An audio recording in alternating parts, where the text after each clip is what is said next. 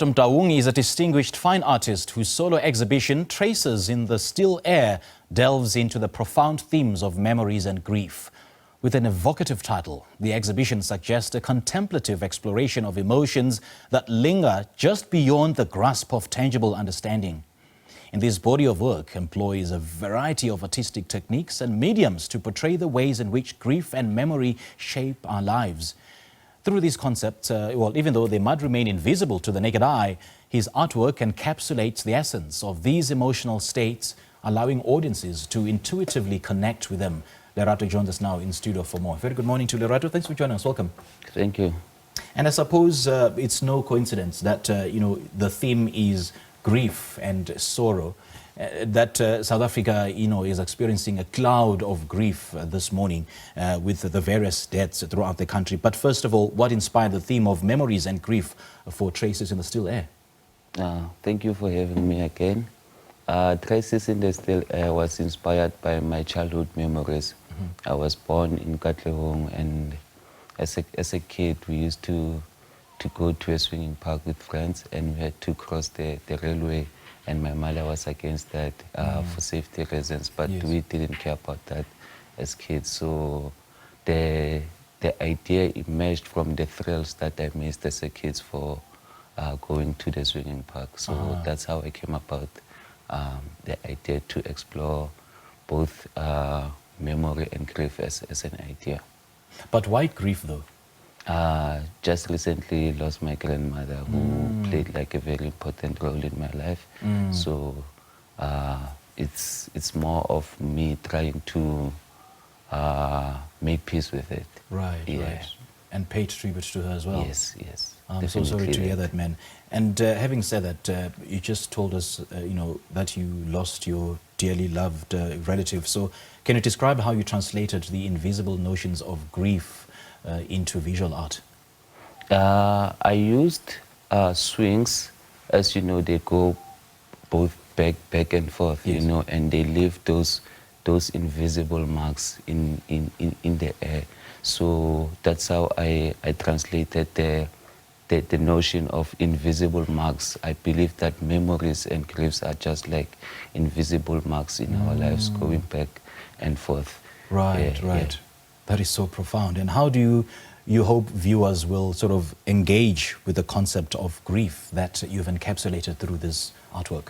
I made an installation for that reasons, because I think the experience need to be felt rather than being perceived and being walked around. I think viewers, by engaging with the work itself, they'll have their own moments to reflect and appreciate the show. Yeah. And how will you ensure that they actually feel the emotion?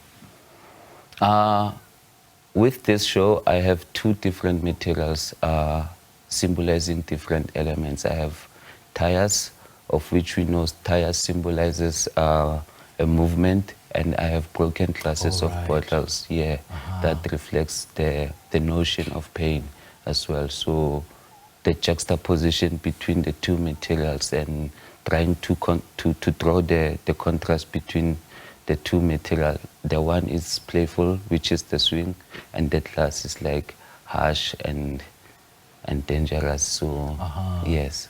Now, in terms of the selection of the medium for your art, was it intentional? Yes, or you just allow yourself to or rather you immerse yourself to whatever is happening around you, to your own personal experiences?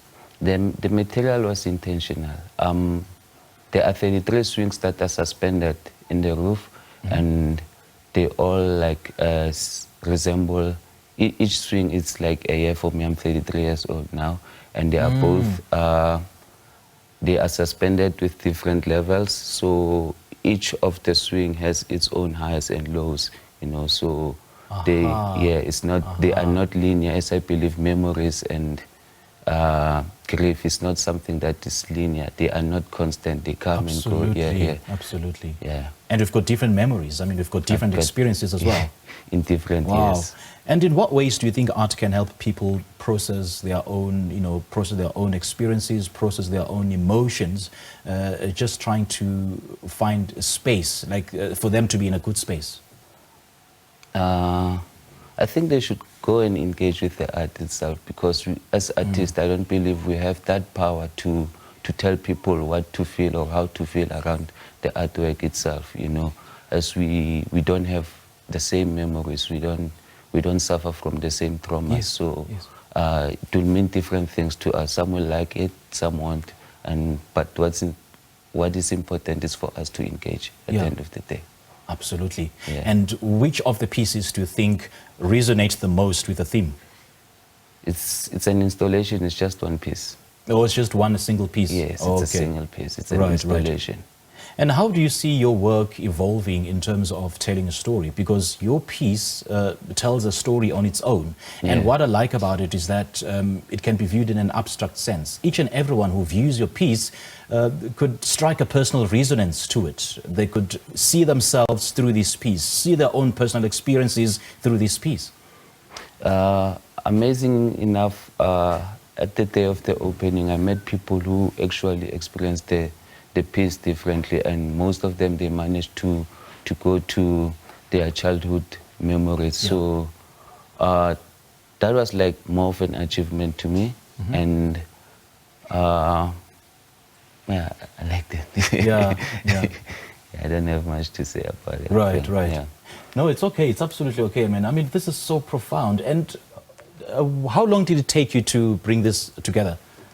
I would say 2 months for conceptualizing, collecting the materials, working on the materials, and the installation. And just looking back at your work, do you think and feel that it sort of aligns with your initial vision for this project? Yes, it does. Okay. Yes, it does. And looking back, do you think that there's certain elements that you should have added or you shouldn't have added? No, it's complete. It is complete, Yeah, eh? it is complete. So what is it that you want those who will be viewing this piece to walk away from? Because I would imagine they would walk away a different person.